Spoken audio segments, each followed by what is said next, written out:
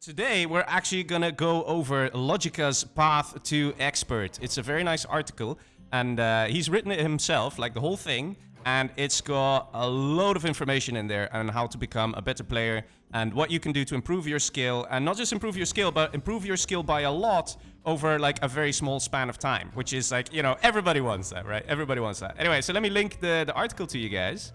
Just give me a sec here.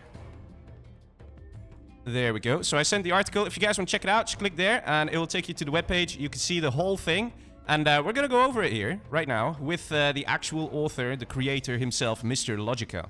So who is LoGicA? Let's go over that real quick. LoGicA is, in fact, a very good player. At one point, he was the best player in 1 vs 1. Like, people did not argue that. Like, at one point, he was like definitely the best. And he actually won the Game Replays World Series of 2019.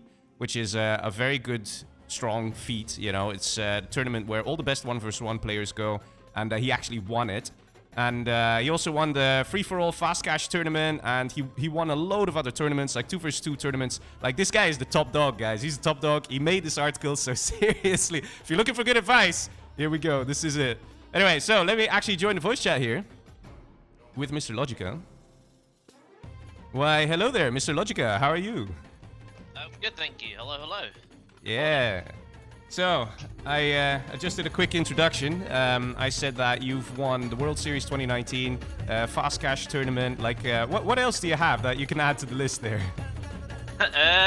Well, to be fair, I've won multiple challenges, I guess, during my time. I think the other two big, I guess, of note is I've won 2 expert leagues at 2 different points of time. So, once in 2017, and then once obviously in 2019, very recently, which I almost won quite flawlessly. But wow, nice, I've won 2v2 tournaments at 2 different occasions. You know, I've won that ironically with Herb, somebody who like before we were even considered, I guess, experts. We ended up winning 2v2 tournaments which had experts in them, or we were considered like one of the better 2v2 players at the time. So yeah, I've won quite a bit actually, to be fair. Nice one. Well, I do wanna quickly say that when we're talking about experts, we're referring to Game Replays experts. Game Replays is you know, a forum. You guys all know it, you know, and they kind of vote on who the best players are, and then they would give that person the expert title. So LoGicA, how long have you been an expert for? For a couple of years now. I think it was 2017. Oh man, nice. 2017, 2018. But I think a lot of it, like I said, it's on a forum of Game Replay. So you know, you gotta take that with a pinch of salt a little bit as well, because it can be a bit of a popularity contest as well. But yeah, that's true. But generally, the people who get it will be like, you know, the better segment of players. But anyway, so let's actually start talking about this guide you made. It's a gorgeous big guide. It's very nice. It's very thorough. It's got a lot of information in it. And the first real question that I have for you is, what made you write this guide? Why did you go like, let's make this puppy? Well, I guess the nail in the coffin was more the fact that I had a couple of people in my Discord to, you know, ask to kind of like write a guide to help them because it kind of stuck. I've always had it in the back of my mind to kind of create one, or at least have something there that's available to kind of help people. Obviously, I've helped quite a few people throughout the history. To be fair, there's quite a few people that I've helped on their path. I guess one of the reasons why I haven't got around to doing it was obviously there's one high-profile player which, you know, has gone on to become one of the best, you know, one of the better players, or currently is the best player. That's up for debate, but you know, that kind of like his attitude, you know, kind of drawn me back to thinking, you know what, is it really worth trying to, you know, write this guide? But I think one bad egg shouldn't, you know, put a damper on helping the general community, if that makes sense. So I thought, you know what, it's about time to write this guide, help people out, and you know, try and improve the quality, at least at the top, to get more people competing at the top, get this game more active. I think you find a lot of people tend to you know, not play as much maybe because they don't feel that they're good enough. So I'm hoping obviously this guide will help them get to that very top, and you start to see it, you know, a lot more competitive at the top, and you see a lot more different very different people winning essentially. But yeah. Okay. And generally, would you say that overall, if you look at the game, if you look at the streams, the people playing, would you say that the skill level of 0 hour players is increasing or decreasing? Oh, definitely increased. You've got my stream, you've got Dominator stream, you've got Boyka stream, you've got Sai stream now, which is absolutely epic. It is. You've got Xgal streaming, so you've got a lot of streamers out there showcasing their skill. So there's a lot of information that you can take from their stream. So you can see how they move, how they spend their time, on units, how they micro. So there's a lot of information from this stream to kind of analyze, to try and help with skill. So obviously, when more people have exposure to that kind of high class, high quality information, naturally the skill level is definitely going to improve. But I guess still the underlying factor is still that you need to put the hard work in. So although the skill has increased because of these streams, people still need to put the effort in. So it's the same thing with this guide. I could write this guide as good and as flawless as possible, but if people are not willing to put the time or effort into it, then obviously they will never make any improvement. And that's not because the guide's not good, it's more the fact that you need to put the effort in. Yeah, that's true. So the guide, guys, this is very important. The guide will actually help you get there, but it's not you read this one document and magically you're expert. Okay, you gotta put in the time and put in the work, and this is like sort of the blueprint for how to get there. And that's kind of what you're gonna be. That's kind of what the guide is achieving, right? Yeah, exactly. So before in my time, through my experiences of playing at the top, getting beat quite a lot, throughout my time, I've had exposure to the best players. I've had the ability to learn from the best players. Like, I'll give a shout out to Spalding, for example. Like, his knowledge is probably the best I've ever seen, or ever kind of comprehended. Having a conversation with him. And I think that was a big factor for me to take that next step. So mechanically I was quite good, but on a conceptualization of the game, I needed that. And obviously because of that, that's why I've kind of, taken that next step. And hopefully this guide kind of teaches and like kind of showcases some of the conversations that I might have had with various, experts that I've played with throughout the time. So I know not everybody has that opportunity. So, Yeah, that that's opportunity true. that I've got through my experience should be demonstrated within this guide. That's true. Yeah. So the guide is composed of a number of sections. We got pillars of RTS, strategy, micro, macro, timeline, hardware, and then of course the summary. Let's get started with the pillars of RTS. Like a nice quick explanation, like a quick explanation. How would you describe the pillars of RTS and what are they? Okay, so you've got strategy, you've got micro, you've got macro. There is another element to this, but I thought because the guide is quite long already, I thought I might write a separate one for it. But the fourth category towards that would be mentality. But that's kind of like the three pillars plus an extra one if you want. All right. Okay. And regarding the three pillars, like one thing that I have seen in the past with other, not really guides, but just recommendations or tips of other RTS players, they would mainly just talk about micro and macro. But you've got strategy in here, and my question is, how would you separate macro from strategy? Like, why did you give it its own little pillar thing? Okay, so in terms of macro as a definition, it's basically actions per minute. So it's your ability to be able to do multiple actions in a certain period of time. And what you generally tend to find is a correlation between people who do a lot of actions within a minute tend to be a lot better players than people who aren't, which is kind of intuitively is kind of correct if you think about it as well. Because obviously if I'm doing 2 times or 3 times more actions than somebody who's only doing 1 actions per minute, naturally I'm going to be the better player because I'm doing almost 2 times or 3 times more than that person. And then when it comes to strategy is obviously your way of approaching the game, your game action, your plan of action of how you want to approach the game, how you want to set up traps, how you want to, attack your opponent. So that and alone, it would be separate to kind of macro. Yeah, okay. So it's kind of like Macro is more like with the actions per minute and what you can do, and the strategy is what you actually do with those actions, like how effectively you Yeah, put it to use. All right. exactly. And I think you kind of hit the nail on the head there when you say how effective it is. So essentially, you can have the most perfect strategy, but if you can't perform those actions most efficiently or enough of those actions, then the your plan becomes subpar. It doesn't become very good. If well, it's not as good as it could be, if that makes sense. Yeah. All right. Well, also strategy in the article, you actually divide it up into philosophies of play. And I like this very much. It's like a bit of a rock, paper, scissors thing. Like you can either play aggressive, greedy, or defensive. So my question is, which one should you generally play as? Which one's better to play as by default? I don't think there is a better version.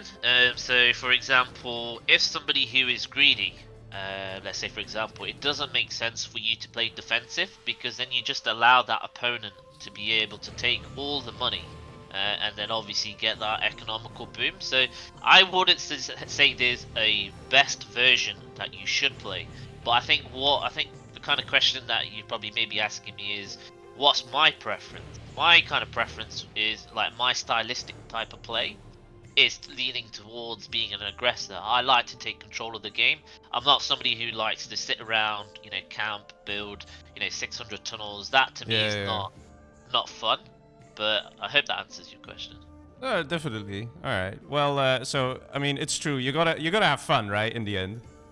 Yeah, yeah. So, like I said, all three of them are equally as important, being aggressive, greedy, or defensive. It's all about the game situation. It's all about reading what the information that you can see, or the information that you get, and then adjusting to that. And that should kind of influence, your style of play or how you're going to approach the game.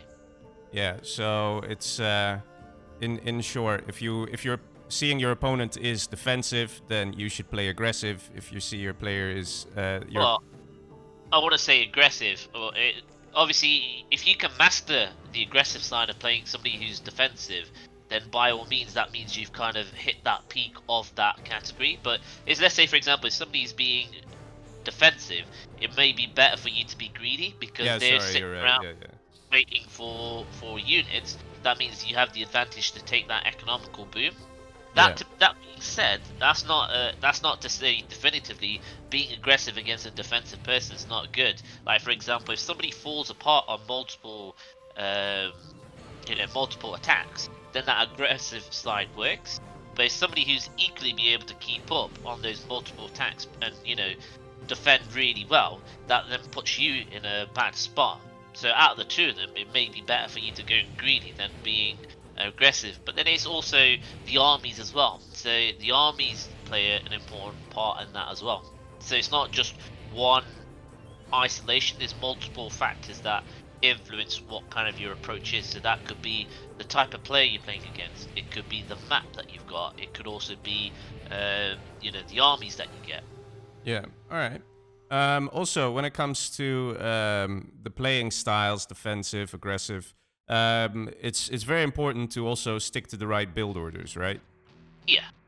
And when it comes to the build orders, what would you say are like the most common mistakes that you would see players make? Generally speaking, I guess they hash up the build order in a way that they try and do everything. So they may try and go an aggressive build, but then somehow try and turn it into more of a greedy build. Is generally, I think, one of the major ones where they kind of don't have a clear idea of what the build order is supposed to do, and then kind of mix it in between all kind of three variations of it. The other thing would be is the timing of units. So, for example, if let's say, for example, you're a GLA and you wanted to go for a tech terror, it doesn't make sense for you to build a barracks first because it delays your technical from coming out. Right. You need to be able to build your supply first and then your barracks second, because then the timing of it is that by the time your first technical comes out, you'll have all 5 terrorists ready and waiting, and your tech comes out the quickest possible. So a lot of it's to do with like the timing of it. Or it could be, say, for example, the map Submarina, I think it's Submarina, where it has like 2 oils in the middle and 2 oils on the side. Yeah. So So, you know, if they say, for example, wanted to go with grabbing the oils as China, it makes more sense for you to build 2 barracks instead of 1, because by the time you have 1 barracks and you build 4 red guards and build the capture upgrade, you kind of miss out on the timing, and it allows the opponent to then stop the oil grab. But if, let's say, for example, you built 2 barracks, you have 1 pumping out the red guards and 1 researching the upgrade, it becomes the most cleanest and efficient way and being able to grab all oils. That's true. Then it goes very fast, so you get a nice boost as well. Exactly. So it's more to do with, obviously it corresponds with the style of play that you wanted to do. It also kind of dependent upon the map. So obviously if it's oils and stuff like that, and it's also just the timing of units and timing of certain things, for example. I also have a really nice question here from Pedro. He's asking, what is the best way to practice build orders? Should I spam as 1 army against other players, or should I just always play random? Like, what is the best way to kind of get the hang of them? Sorry, build orders or factions? The build orders for the factions. So, for example, if you're a China, you know, you're going to have specific build orders. He's saying, should I just try and tackle them all at once, or should I go 1 army at a time and try and optimize and really get the build orders down? Well, that's a pretty good question. I would suggest doing 1 faction at a time. When I was playing, I was doing random, and that basically meant that it took a little bit longer to try and nail down the build orders. But I think if you were to do it faction per faction, I think you would get a better grasp of the build orders than, let's say, doing it at random. Say, for example, if you just practice GLA alone, then obviously you'd get a better understanding of it quicker if you spend a bit more time doing that first, instead of just throwing in China and throwing in USA as like random would do. I think you should try to probably focus per faction first. So I don't know, let's say 20-30 games, 50 games, and then move on to the other faction. That should help with build orders.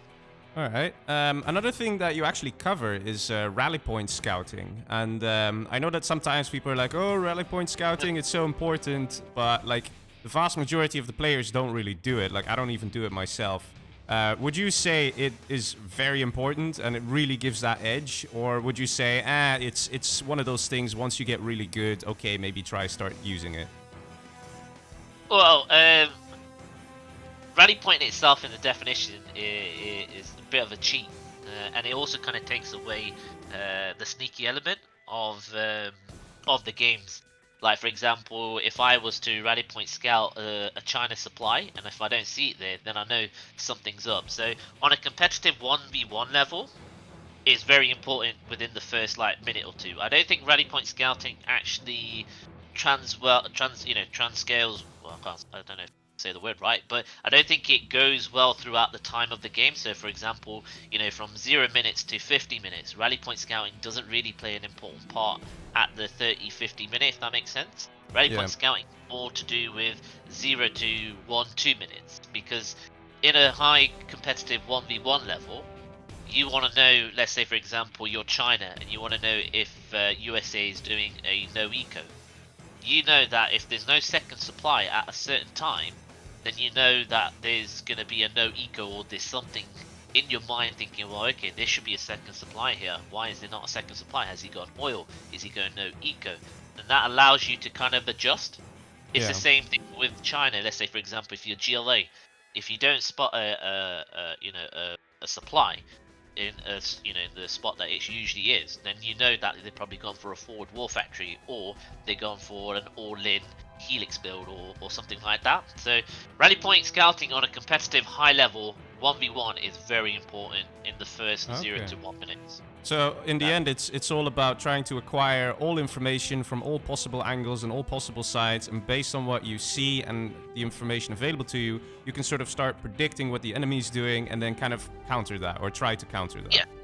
Yeah, exactly. So obviously with anything in terms of war, the more information that you have, the game is based upon limited information, and then doing what you can with that limited information.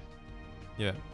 So that's kind of defining point, and then rally point scouting and vision forms part of that. Would you say that the rally point scouting and even the vision concept, would you say that a lot of very good players are still struggling with this, or would you say that when you watch pro players in the replays or whatever, you're like, okay, the vision thing, they got it down, the rally point scouting, they're doing it. Like, would you say there's a clear jump between players, or would you say these are still common mistakes made even by the best? I think it's still common mistakes by the best. Like for example, size. Size never rally point scouts, but you can set yourself traps. You can set him traps up for him because he doesn't rally point scout. You can catch him off guard. Yeah. So for example, you could build a proxy war factory, for example, and literally catch him with his pants down because he doesn't rally point scout. Ooh, yeah. So very important there. So would you say Size has actually lost a couple games because of this? From my knowledge, probably let's say 1 or 2, but I've not seen every single game, and we've not seen not everybody streams, so we don't know like 100% of the time whether they rally point scout. But from what I've seen of Size, and through the history, you can catch him with like sneaky builds because he just doesn't rally point scout. All right. Also, you mentioned a game analysis. Now, this is basically the thing that everybody always talks about. When they say, oh, you want to become pro, you want to get better, you got to analyze your game, you got to look at what you're doing, look at what your opponent is doing, these kind of things, go through the replays and stuff. Like, would you say that what everybody's saying is true and that this is the most important part in improving your skill? To try and like analyze what you're doing, analyze what your opponent's doing, literally going over the replays. Would you say that that is really, once you start doing that, your skill is going to increase? Or would you say that it's just a part, it's important, but so is everything else? I would say everything is important. I can't say, like, for example, if you were to just solely focus on game analysis on a conceptual basis, you probably may not understand or you may improve, let's say for example, some of your mistakes, but on a conceptual basis you may lose the game because you don't understand that, or okay, this faction, its strengths and weaknesses are against this faction, so this is how I should approach it. So that's where strategy is quite important, and understanding the game kind of strategy side of it. Game analysis will definitely take you to that step, and it is a very important part of it, but I feel that every single part of that is still quite important. For example, you could have the best game analysis and be able to fix all your mistakes, but if you're still slow and you're not able to do the multiple actions per minute, which is any RTS game requires, then you still will never win as many as you should do. So I feel that every single part of it is quite important. All right. But game analysis is definitely a place where you need to do it. It's not something that you can't get away with, for example. Would you say that probably even the best players right now are still analyzing their games, whether they lose or win? Or would you say it's like a forever going process? Or would you say, once you get the hang of it, like your mistakes, this and that, you don't need to analyze anymore? No, it's an ongoing basis, but the way it's done is different. So when you get to the very top, you see a lot of top players kind of analyzing it after the game has happened, or there and then on the spot, so they can pretty much identify, well, okay, this is where I made the wrong mistake, and then they'll try and fix that for the next game. What you would tend to find is people who start off, they would need to physically actually watch the replay and think, well, okay, where am I going wrong? Because they can't identify those triggers in real time. And right. even though at the top as well, like for example, sometimes if I don't understand something whereby I think, well, okay, why did I lose? But I can't quite figure out why I lost, I'll still go back to watching my own replays or watching a replay and try and understand the why. So at the end of the day, the game analysis and even the opponent analysis is most important for like the semi-pros and the pros who are trying to get ahead. They're trying to catch up, sort of understanding why their mistakes are happening. Whereas the experts, when they make the mistake, they probably already go like, okay, yeah, I messed up over there, and they don't need to do game analysis as often, right? So that's basically it, right? Yeah, exactly. You tend to find a lot more top players will focus on opponent analysis than also game analysis, because they can already identify in real time what their mistakes were. All right. Okay, let's go to next section here. We got tutorials as well. You have just a few lines here on tutorials. Which is very interesting because you're basically saying that learn all the tutorials about this game. Like, you're saying this guide is one thing, but you're saying go out there and find more, right? Yeah. Like, don't get me wrong. There may be aspects in this guide that I've not included or missed out.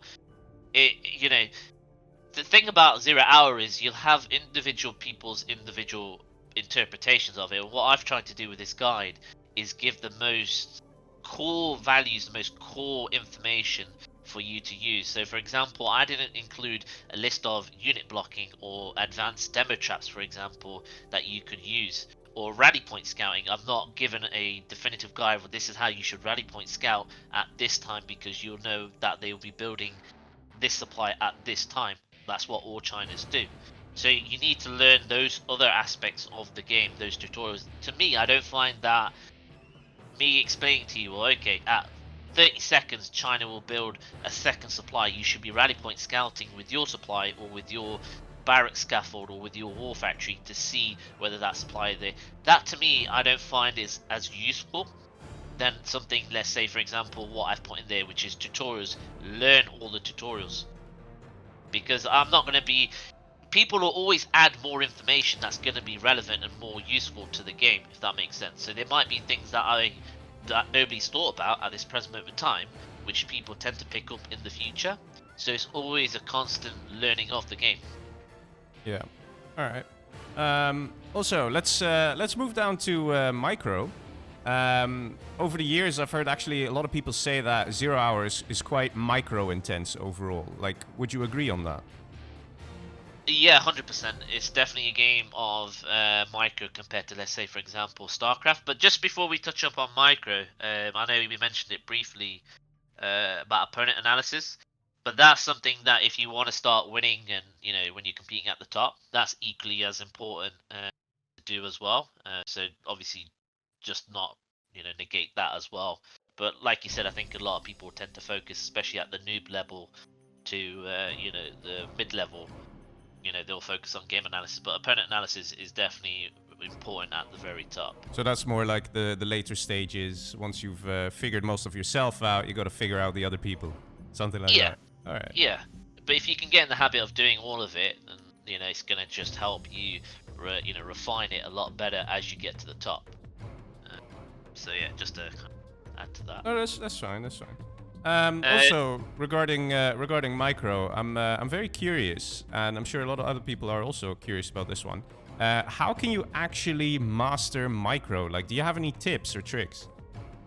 It's a combination of practice, so being able to play in those high pressurized situations and actually microing in those kind of high pressure situations. But it's also looking at the most efficient way of doing something. So that could come from watching replays of experts or watching your own replay of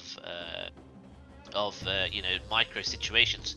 How you kind of could have microed it better, or what you could have done better. Same kind of goes to the game analysis.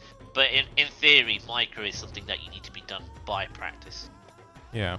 All right. Well, there are like micro maps out there, and you mentioned that as well in the article. But at the end of the day, it's through the actual games against human players that you're gonna become better, right? That's like the real way to practice, right? Yeah, exactly. So not every situation, that's the beauty of this game, and that's why it's quite addictive, is that although the information may be the same, but the way that information is applied, every situation is different. And that's the beauty of the game, because not every one situation would always be the same. You'll have a little spin of it, whether it's a certain location on the map, whether they have a certain number of units, whether they have, I don't know, a helix that you could shoot from a minigun or from a bunker, something like that. So every situation's different, so it's always good to practice the live games with your micro. Yeah. All right. All right. Let's see what else. Right. So after micro, we actually go on to macro. And I have a very interesting question. I don't know if you've ever tried this, but have you ever tried to measure your APM, your actions per minute? In the 0 Hour, I think there was an app I've tried once, but in StarCraft it automatically does it. So in StarCraft, my actions per minute was about 150. Ooh, wow. You see a lot of top tier players on an average of about 250, 300. 250. That's wait. So that wait. Per second? Per minute. I mean per minute. Okay. So wait, per minute. So divided by 60. So that's like 4 actions per second. Yeah, but it's StarCraft is a little bit different. Obviously, with StarCraft, it's not as high paced as 0 Hour, and it's a lot more keyboard focused. Whilst in 0 Hour, it's a lot more mouse focused. You know, due to it being quite micro orientated. But I think in 0 Hour, I don't know how the app works, but I think when you scroll, I think that has like a certain value to it, and how quick you scroll, I'm not entirely sure, but it's about 200 and 250. Wow, that's crazy, man. That's crazy. Well, still cool, right? Still cool to see. Well, like I said, if I can do 4 times more actions than you, I'll be put in a better position, though. Yeah, that's true. That's true. But APM, that is just action. So theoretically, clicking, I mean, pressing a hotkey is an action, right? Yeah, yeah. So like, in a way, so it combines keyboard and mouse.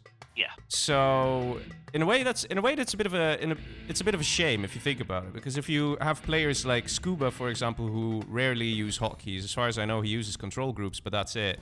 Like it'd be very interesting to see how fast he is with just the mouse compared to other players, because he's a good player, right? Like literally mainly using just the mouse.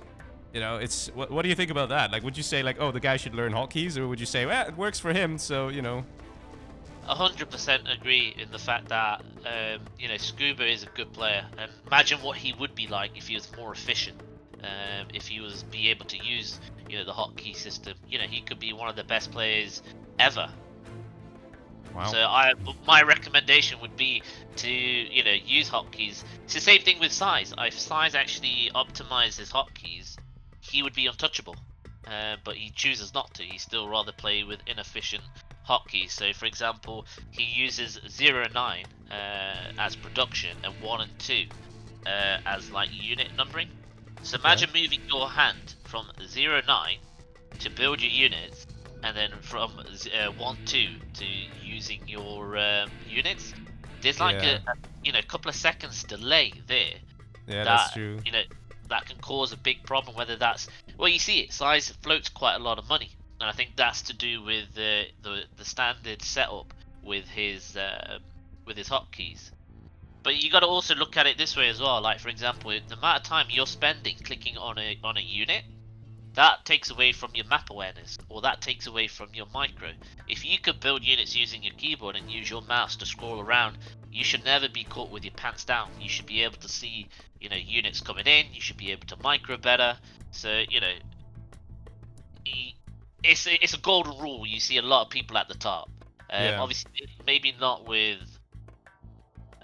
0 Hour so much, but in StarCraft, people with a more efficient APM tend to be one of the better players. Yeah, you also, sorry to interrupt, but I'm actually really dying to talk about this part, which is LoGicA's 2 to 5 second rule. It kind of ties in with what you're saying, you know, the paying attention and stuff like that. The 2 to 5 second rule, how long have you been using it? How did it come to you? Like, explain a bit about it. Okay. It kind of came to me to try, because I tried to find a way to get quicker, and obviously there was no rules. There's nobody ever discussed how to get quicker. So it's been in development since like 2012, maybe even 2009. Wow. I played a couple of, I think 1 or 2 Clan War months before I went off to uni and took like a 3-year break, and I only came back and effectively started competing properly in 2012. And I remember watching Dackel's videos back then, and like how quick he was, and trying to kind of emulate that. And obviously there was no kind of information on how to get quicker. People just say play quicker, or, you know, get quicker, or something like that. So I've always thought of trying to put it in a conceptual, you know, in a conceptual way to try and either help myself or help other people to try and get quicker. And that's where I kind of developed the 2 to 5 second rule, whereby if you're not focusing on anything, so if you're not focusing on units coming in, you know, you should be scrolling around, and you only spend, you know, that extra 3 seconds when you need to micro big battles. Otherwise, you should be spending, you know, all your other time moving around, building units, things like that. So generally, it's a nice way to force yourself as a player to stay as active as possible, right? Yeah, exactly. So you don't want to be sat there, you know, waiting around, you know, looking at your war factory being built when you could really be scrolling around to see if somebody's sending a sneaky worker, or say, for example, you're waiting for a unit to come out of your war factory and then put it in a tunnel, when really you could be actually scrolling around to see if there's a sneaky dragon coming in, and then you move back to put your unit back into the tunnel and then pop it out, and then you can obviously deal with the oncoming threat. A while back, I don't remember exactly when, but I don't know. I'm just gonna guess maybe 4 to 8 years ago or something. Rage also released some tips for players, and I read a bunch of them, and a lot of them I was like, okay, interesting. But one that I thought was particularly funny more than anything was that he said, stop looking at explosions. Like, if you drop a Moab, don't sit there with your eyes glowing like, yes, everything will die. It's like, no, you're wasting time. Scroll around, you know? And in a way, that kind of ties in with what you're saying here as well. Like, if you have something that you could be doing or that you should be doing that, and not just sit there as you wait for the unit to enter or move or this or that, you know, or like what Rage suggested, waiting for explosions, you know.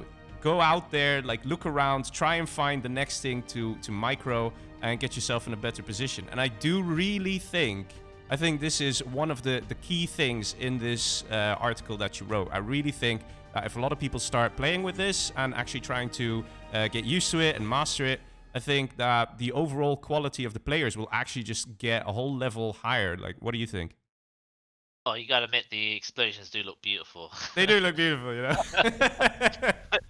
But no, on a serious level, yeah, 100% agree with Rage. And like I said, all this information that I'm pouring out is a combination of all those great players that I've played along with, and people who I've spoken with, and, you know, generally become friends with. You know, people like Rage, people like Spouting.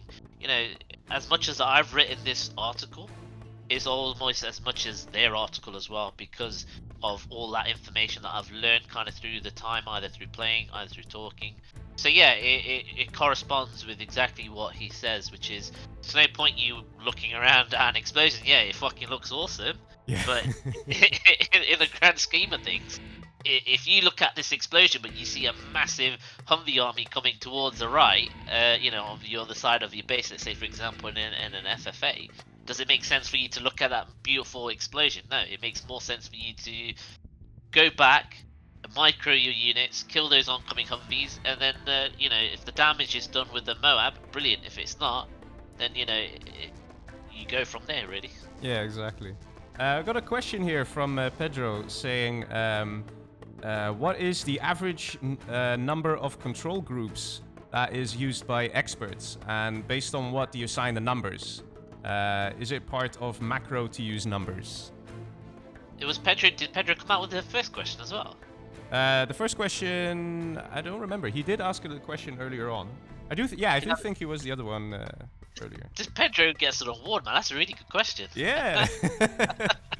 Shout out to Pedro. Sorry, can you repeat the question again? So how many control groups do the experts actually use? Okay, that varies. Like I said, size probably uses 4, but probably not the most efficient. You see some people who only uses 2 or 3. So for example, Scuba probably only uses like 2 or 3. For myself, I like to use up to about 5. In a 1v1 level, I like to use about 5, maybe 6 units. In an FFA, I probably use all of them for production alone. But generally speaking, a 1v1 high level game, anywhere between 1 to 5, I think. All right, and how many of them would be for units, and how many of them would be for buildings? So early on, let's say for example, USA, you know, it'll be barracks, war factory 1 and 2, 3 to 5 units. Obviously, let's say for example GLA, it would be still the same setup, but let's say for example midway through the game, I might replace my hotkey 3 with an additional war factory, and then change it to 4 and 5 as my major units. Yeah. All right. No, that's. Does that make sense? Yeah, makes a lot of sense. No, it sounds good. I tried myself to also kind of stick around like with those numbers, but then I'm still too noob, man. I mess it up. Well, I think a good way to kind of practice, if you don't want to do it, in live games, just play against hard computer until you get used to those kind of hotkeys, and then take that into a live environment. But what you should find is if you stick to it, you will eventually win more games than you would lose because you're going to be so quick. So it's better off for you to go through those growing pains now than just continuously stay at that same level, because you will naturally improve the more efficient you become. Yeah, that's true. I mean, I guess at the end of the day, in the timeline section of the article, the first line says it best. You know, people learn at different rates, but ultimately hard work is required. And I think hard work is the phrase that people will take too lightly, because in the end it's still, a game. We play it for fun. But I do agree with the hard work part. If you actually were to sit down and really start analyzing how you play and analyzing everything and trying to work on the micro, the macro, the strategy, all these things, if you do all this, then, it becomes a bit less fun at times, but, that's the hard work. And then the result is you're going to become a much better player in, let's be honest, a relatively short time, right? Yeah, exactly. It comes down to debate of also talent and hard work. You'll find people who are very talented but don't put the hard work in, which will never fulfill their talent. I've always valued hard work over talent. I've always valued that more so than people saying, oh, you know what, I'm more talented than you. I don't give a fuck if you're more talented than me at fucking, writing your own name. But if you're not willing to write your own name, then you're never going to get anywhere. At the end, you need to put the hard work in regardless. That's with anything in life. That's not just playing a game. You could extrapolate that to your education. You could extrapolate that towards your working environment.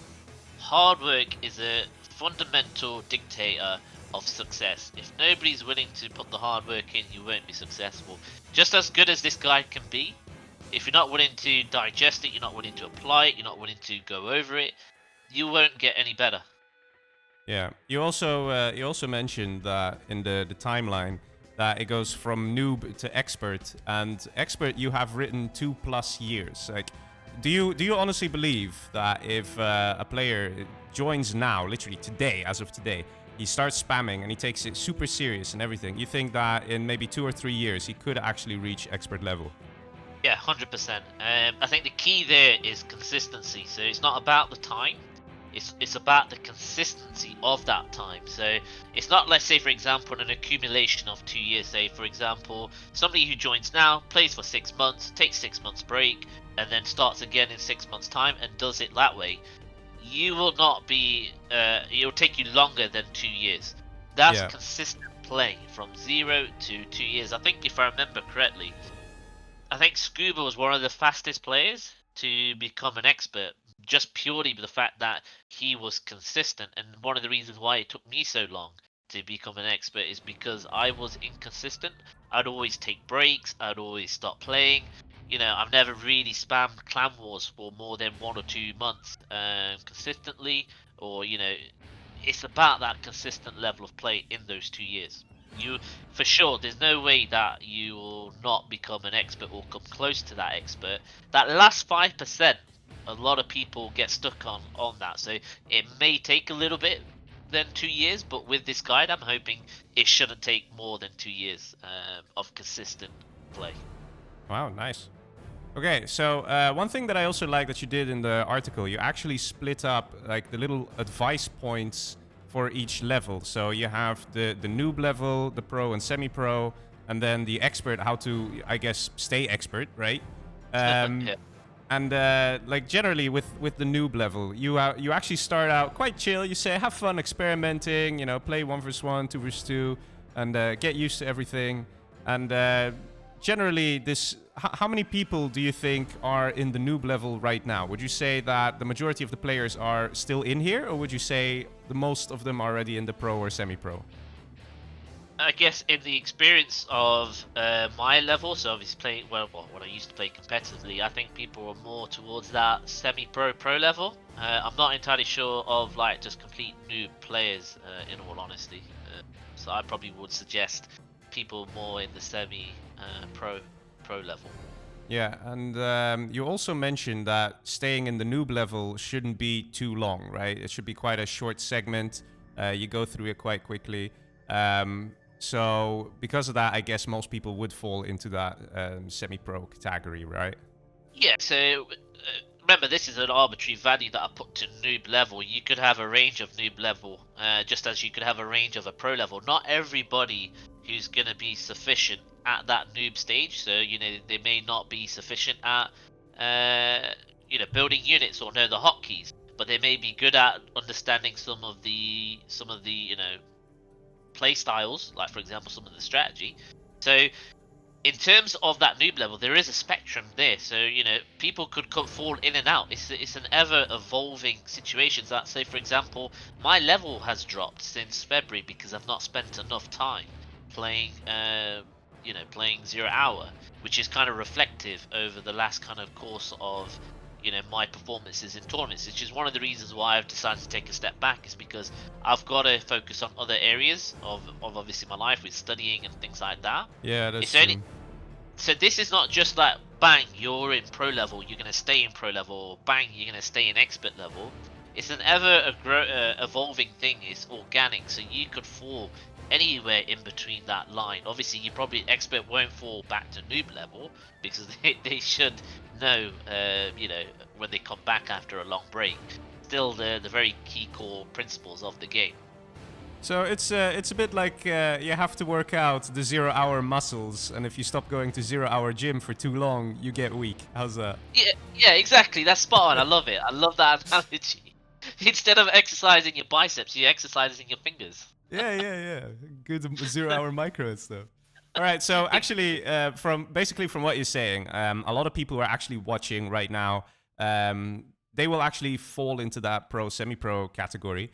I've actually got Mr. Med here in the comments saying, I've been playing for 5 years and I'm still semi-pro, crying. But don't worry, Mr. Med. All you're going to do is refinement of play, watch your own replays and learn from your mistakes, watch your opponent's replays and do opponent analysis. And the constant competitive 1v1 games will help as well. And try and keep track of that 2 to 5 second rule. So I really like this one so much. I think you're right. When people used to say like, oh, just get faster, play faster, or play better, or whatever. This is actually like finally something that is concrete that you can actually do. You're like, okay, I can try this out. I know what I'm doing here. Instead of like, ugh, let me just, in my mind say, okay, play faster, play faster. Here you actually have something you can practice. I think that's really going to help out a lot. 100%. It's like a map. So, for example, you could be placed on anywhere on Earth, but if you don't have a map, you could walk whichever direction, and you've been told to go to, let's say, go to France. You could be walking towards Russia. What this guide does, it gives you signposts to walk towards in each of those categories. This is something that you will never find in anywhere in either 0 hour tutorials or, like I said, this is a definitive guide for you to say, well, okay, in this category, these are the signposts. Am I doing these signposts? Yeah. Well, okay, some of them yes, some of them no. Well, okay, if some of them you're not doing, at least you know where you can improve in that category. And then hopefully, over time, once you can say, this is where you got to put your ego aside. Like some players have too much ego. If you put your ego aside and actually say 100% truthfully, have I followed all these kind of signposts to the letter? Then you should be in that expert category. If you can honestly say, well, maybe I'm a bit lacking in this area, that's probably the reason why you're still in that level. But these signposts, for example, Medi, if he's still kind of semi-noob, for 5 years, one, he didn't probably have all these signposts. So like I said, he probably could be walking towards Russia instead of walking towards France. He could be walking towards being a noob level or staying at that noob level instead of walking towards going towards an expert level. Yeah. Oh, that's true. Also, interestingly enough, you've actually combined the pro and the semi-pro level, and you've given them the same advice. Why did you combine pro and semi-pro? Would you say there's not that much difference between them? I wouldn't say there was too much difference. You tend to find a lot of it being repeated. So for the sake of keeping the article quite condensed, keeping it quite relevant instead of repeating the same thing. I feel that they would probably quite similar aspects of what they should be learning, and it's quite distinct from being a noob, and it should be quite distinct from being an expert. So I feel that those two would be quite similar in their stance. Also, in the expert level, once you reach expert, guys, it's not like, oh, you can chill now. No, you gotta keep it up. So our man over here, Mr. LoGicA's, prepared a nice list as well. Like, once you are expert, you know, this is what you gotta do to stay expert. You know, the land of the gods in 0 hour. And I have to say, I like these very much. He's actually done this as well. So it's not just a guide saying, okay, once you're, or like how to get you to expert, but how to stay there as well. I like that he also started with this. Have the basics be flawless and consistent, which sometimes you still see experts making mistakes here and there that really shouldn't happen. I like also saying that you gotta spend the time analyzing mistakes, opponent analysis, and you know, directed practice. What do you mean when you say directed practice?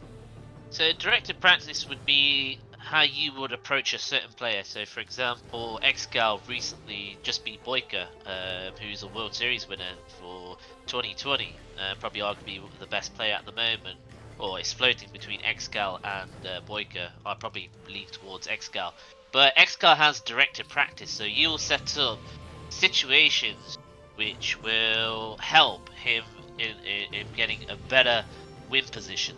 So that's what I mean by direct practice. It's not about just practice and just spamming. It's about being more direct with what you're trying to do in those practice without giving too much information.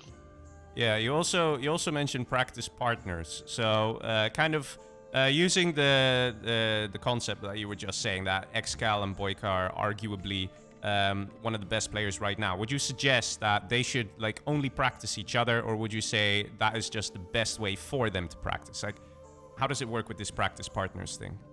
So practice partners would be somebody who's your confidant, somebody who you trust, who's loyal, somebody who's not going to go away and give away information.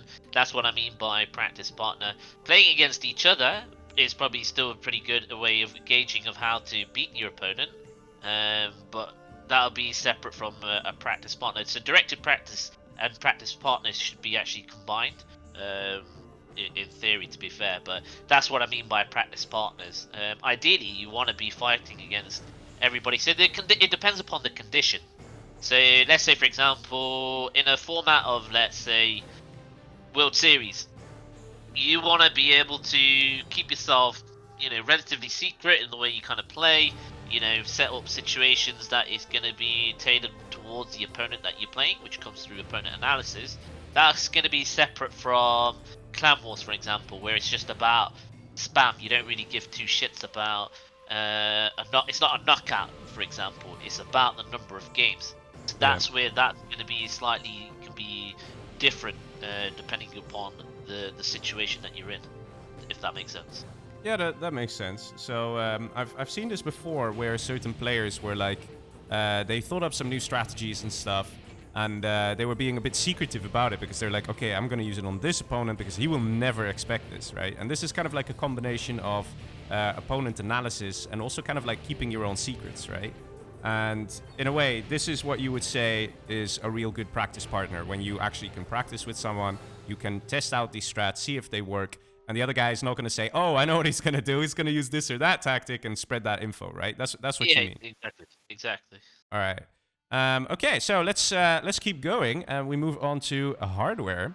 This is also a very interesting topic, and one that's usually brought up with other RTS games as well. Like, does hardware make a difference? Do you need a gaming mouse? Do you need a gaming keyboard?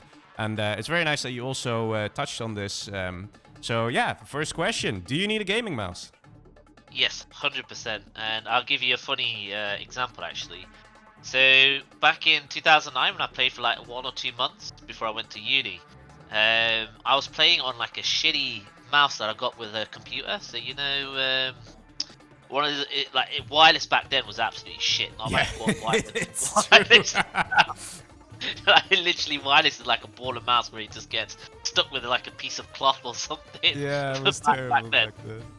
So I was playing with a wireless mouse that came with my computer back then, and I kid you not, I lost so many games because of that mouse. And as soon as I changed it, so when I came, obviously, when after uni, and I could invest in a bit better equipment, I actually ended up buying like a gaming mouse, and my performance just shot.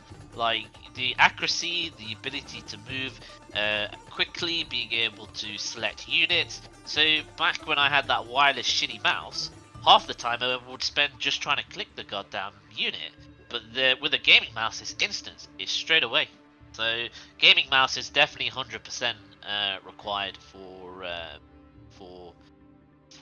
gaming. But don't buy into the whole bullshit of you need 10,000 DPI. No, DPI is more to do with how quickly the cursor moves, but it also limits your accuracy. So the higher the DPI would be more suitable for bigger screens. So if you use that like a 32, because you've got a lot more screen retail that you need to move across. So obviously you need a quicker mouse. So it's the accuracy between the speed and also your DPI setting. So I wouldn't say that you need to go buy the latest, greatest mouse that offers you, 100,000 DPI. Yeah. As you can see from like my own article, I think I put it down as like 700. I think like 1500, 700, something like that. So my DPI, the picture that I've shown in there is actually from my gaming mouse setup. And what gaming mouse do you have? I've got a Logitech, which I've had since like fucking 2012.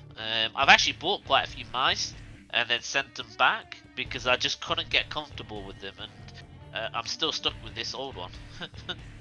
Yeah, Which well, still does the job. You also briefly go over high refresh rate monitors. Now I know that for first-person shooters like Counter-Strike and all those things, Modern Warfare, then yes, it really makes a difference because high refresh rate monitors kind of show you the image faster than if you have a standard refresh rate. So we're talking about milliseconds here. It's going to make a difference in milliseconds. But if you see the image on your screen like maybe 10 milliseconds faster, that could lead to some situations where you just might click that bit faster than the other guy, or save a unit or something like that. But when it comes to 0 hour, would you say that this is important? Would you say like guys go out and get one? So in terms of hardware, I would never advocate going out and buying it if you're not in a position to do so. So just obviously take that with a pinch of salt. So you got to manage your own finances. You got to make your own kind of informed decision whether you can afford it or not. But on a competitive high-level game, if you want to be competitive, you definitely need the equipment to go with it. So like you said, if something gets drawn on the screen, or like in terms of milliseconds, somebody who's, let's say, has like 9 millisecond screen compared to, let's say, a 1 millisecond screen, that's a difference of 8, and that plays a big difference from being able to laser lock a Chinook, or being able to put a TNT on a tech, with a tank hunter, something like that. So for me, certainly, you do need a gaming equipment. You definitely need a gaming monitor. So one thing I want to ask you, because I think everybody in the 0 hour community now knows that Size, the legendary Size, he has been playing on, no joke guys, Windows Vista up until, I think it was last month. I think he finally got a new PC last month, but he was literally on his 2006 PC from literally back then, and just playing on Windows Vista with the old style screens, like not widescreen, like everything. And now he's finally gone new everything, like the new hardware, new monitor, new you name it. He even messaged me saying like, it's so funny, like now you just have a USB keyboard. And I'm like, yeah, we've had those. But so you can imagine, he made quite a hardware leap, I guess. Would you say that will affect his game? Like, would you say that Size is going to be potentially a better player now that he has a new PC? I think so. I think if you look at it on a theoretical level, 100%. If he's playing on a 1 millisecond screen compared to, say, a 9 millisecond screen, he gets to see the same pictures I do, so he's not at a disadvantage. So I think it will, whether it will be groundbreaking improvement, probably not, but it'll be a small percentage improvement, and at the top, that could be the difference. So it could be, you know, that 1% difference. Yeah. No, that's good. But but here's the thing, I've had, you know, me and Size, we get on quite well. You know, we have a conversation away from like, you know, just like a normal conversation through chat and stuff. And even he said it, like, you know, he has to play at a disadvantage with his old hardware, and if he had the same kind of equipment, he'd be on equal par, if not better. So you know, I've certainly understood his frustrations with like his equipment. That's for sure. And even he said it himself. This is so much better, so much smoother. He can react a lot better. Yeah, no, I believe that because I also was talking with him when he was getting the PC and stuff, and he's like, okay, is this good? Is that good? And I'm like, man, you are gonna feel so happy, so good when that new PC comes in. And he got Generals running, and he's like, man, everything's running great. It's awesome. I'm like, yeah, man, definitely. I mean, 2006, man. Like, I can't even imagine that. Like, how did he win and play and all these... So, yes. Hardware, man. Also, you mentioned keyboards real brief as well. Personally, I've always thought that keyboards is like you just push a button and it will register. Like gaming keyboards, in my opinion, it's just my personal opinion, not as important. But what do you think for gaming? What do you think about gaming keyboards? I think it all plays a part. I think mouse is probably a little bit more important. Same with a high refresh rate monitor. So obviously, in terms of levels, keyboard probably be your kind of lower, lower priority on that list. But it also still plays a part. So your actuation point, so the point at which you press a button, and it actually, you know, that command happening, can be milliseconds. So you know, with let's say I think it's tactile blue switches, it has a higher actuation point, so it takes a little bit longer for you to press. Where, you know, as soon as you press that button, it takes a little bit longer for it to register. Let's say compared to, you know, red keys. Actually, I've got like these, like they've got like this new like lights thing. I forgot what it's called now. But it's not an actual mechanical switch, but it's actually induced by light. So as soon as you press it and that light breaks, it instantly registers the key. Wow. So I can flick between 1, 2, 3, and 5 very quickly without having to spend as much time building those units, if that makes sense. Yeah. So I personally think it all makes a difference at the very top. Like you would never see, you know, a difference of 10% between the top two players. It's very minute. It's like 1 or 2%. That's the difference. Yeah, but you mentioned in your article as well, like. The hardware can make the difference between laser locking a Chinook and taking it out, or laser locking a Chinook and the Chinook surviving, which is, you know, it makes a big difference.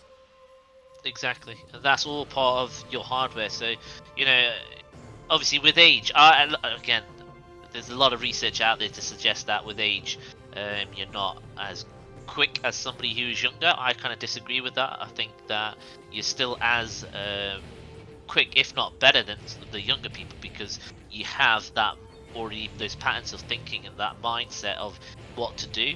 But you know, you definitely need that equipment to help you facilitate your full potential, is what I'm trying to say. Yeah. Well, I guess that sort of concludes most of the article here. It's a very nice article, guys. It's got a lot of information here, and I definitely suggest you check it out. Just quickly, we're going to go over the summary here. Basically, it comes down to master the pillars of RTS. Try your best, get good, you know, get good with micro, get good with strategy, get good with macro. And once you've mastered those three, you're going to be an excellent player. Also, learn the strategies and build orders, and try and come up with your own build orders eventually when you get to that good stage. When it comes to macro, try and increase your APM. And of course, don't forget the 2 to 5 second rule. That is really going to help you guys out as well. And of course, last but not least, you got to have some decent hardware. You know, you don't need best of the best, but at least get a good gaming mouse. You heard it here. And you'll probably be okay just with literally a good gaming mouse. And you can get some decent gaming mice for actually not that much money, right? Like, I got a decent gaming mouse for around $40 US, which is not too bad. Yeah, exactly. That's what I'm using. I know it's not perfect. I know it's I could get a better one, but overall I'm quite happy with it, and I think that's what matters. And yeah, with this guy, ladies and gentlemen, you can become an expert in just 2 years. Seriously, if you put in the work and the time, you can do it. So, Mr. Logica, any final thoughts? I think you kind of covered it. I just hope that we will see, you know, the community get a bit better. Well, not better, but you know, the more people that have come in, they go up the levels a lot better. So they've got like a guide here, a definitive guide, whereby they don't have to worry about drip feeding information from, you know, streamers or stuff like that. They've got something hard, tangible, be able to use, and like you said, you know, put the hard work in, and you know, hopefully you'll be there at the very top competing on these challenges, and hopefully you'll be streaming them. So my overall goal is to hopefully get it more competitive, get more different kind of winners, and I guess I just want to give a shout out to those people who've influenced my game. So, you know, people like Spalding, you know, Rage, Dackle. You know, if it wasn't for those guys, you know, Size. You know, if it wasn't for those guys, I don't think I would be as good as I have been, or you know, been, and I wouldn't have been able to write this guide for the people who are now coming into this game. And like I said, you could use this probably in other RTS games and things like that. Yeah, that's true. A lot of the lessons here can be applied to other games too. So it's very awesome that you're sharing all this info and helping out the community in this way. Also got a few other questions here. Let's see. This guy, Mr. Call Me Sam, says, I want to become pro. Should I practice learning every general one by one, or just play random all the time?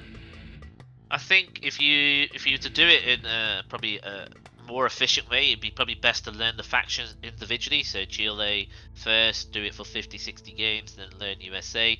What that tends to do is it'll make your build orders a lot more efficient and a lot more understanding of that army's strengths and weaknesses, more so than, you know, doing what I did, which is just play random and then taking a little bit longer to just get that refinement in those build orders. So I would suggest doing it faction by faction. But that's not to say that you need to learn, you know, Tox, GLA, and then Demo GLA. Generally speaking, all the GLAs tend to play in the same way. They may have different variations to it, but your opening build orders generally tend to be the same. All right. We also have a question here from freelancer Aksara, and he asks, Logica, do you smoke? No, I don't actually, but I do have issues with my breathing. One of my nostrils is consistently blocked, which I need to get it sorted, but I never really bothered to, you know, get it sorted. I just kind of go with the flow. But that's been there for quite a while actually. That's been there since I've been a kid. All right. So that's the reason why you tend to hear me breathe quite heavily on the mic. Is because I do all my breathing through my mouth, not through my nose, because it's kind of blocked. Oh, I don't actually notice it personally. Also, I do. Cringe. We got a nice question here from Cyrus D. He's saying, ask Logica when he'll have the next vodka coke with me. Oh, I wish I could do that right now, to be honest. Absolute legend. I love my trip to Germany and spending time with Cyrus D. Cool guy. Awesome guy.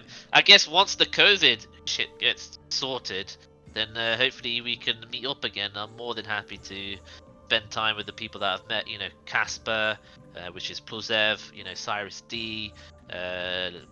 You know, Kevin. I forgot his name. I think it's Shafwefer. I think his name is on. Oh, I think it's Phoenix actually. So all those guys have been great. You know, Mr. X was an awesome guy, really cool guy. Bruzzy was wicked. So I thoroughly enjoyed my time there. Hopefully this time round, Scuba won't fall off a stage after the vodka and coke. What? All right. Yeah. So let's do one last question here from Faisal, and he says, Logica, are you back? I've never really left. I've just not competing, so I'm only playing with friends or like here or there when I've got time. So it's not that I've left and quit. It's more the fact that I've got other priorities in life now. So, for example, I'm doing a career switch, so I can't really spend as much time to play in in competition. So like for me, I'm very much all in kind of guy. So if I'm gonna do something, I'm all in. I'm not the kind of guy who's gonna say I'll do some a little bit here or there. I've got to be fully committed. So I've never really left. I'll be back at some point playing competitively again, but I don't know whether that'll be in 6 months, 1 year, 2 years. It all kind of depends upon what I'm doing with my education and this career switch, or generally what kind of life throws at me. All right. Okay. No, sounds good, man. I really want to say a big thank you for writing this guide and making it public, because you're really showing some of your tricks, your skills, and you're kind of like gifting that to the community. So all the quality, all the players can get higher quality and stuff. So that's really nice. And the guide, guys, it is going to be available on my website. I just have the link here if you want to check it out. Very nicely written here by Logica. It was a lot of work, and I really think it's a beauty, guys. It's a beauty. If you want to become pro, if you want to become expert, follow the guide, and there you go. He said it. In around 2 years, maybe a bit more than that, you can actually become an expert yourself. Put in the hard work. You'll be beating me. You'll be beating him, so there you go. But so I want to thank you, Mr. Logica, for coming here and sharing some information, and also the nice discussion, the live stream. People also asked some nice questions too. So thank you very much for coming in, man. Thank you for having me, and it's been an honor to actually be able to have this conversation on a one-to-one kind of interviews. The pleasure's all mine, and I know that obviously say something like Size said to me that obviously Size never really kind of helped me kind of progress, and I get why, which I've said in the article as well. It's kind of it takes away my winning potential. So it's the same thing. Although it takes away, my winning potential and make it a lot more competitive thing in the general scheme of things for the grand good of this game and getting people better, I think it was definitely necessary. Yeah, no, I think it's really amazing, man. And hopefully in 2 years from now, everybody will be expert. Definitely. And we'll see some more great players, because there are still new players coming in who are getting better and better. Like, to mention just two off the top of my head, we got Shay and Vivid, who basically are shocking everyone with their skills and just keeps getting better and better. So nice to see. So it isn't that, only existing players can do it. Guys, if you're new and you really want to take it serious and you pick up the game and you get good, then yes, you can actually reach the top as well. So I want to say thank you very much, Mr. Logica, and that's going to be it for this stream. So I will say my goodbye to you. See ya. Bye-bye. See you, man. So yes, ladies and gentlemen, that is it for this stream. If you want to check out the article yourself, I highly suggest you do it. It's got a lot of information in it, and I'm sure it's got a bit somewhere that will apply to everyone. And overall, it's a very nice article to read. And yeah, that's gonna be it, guys. See ya.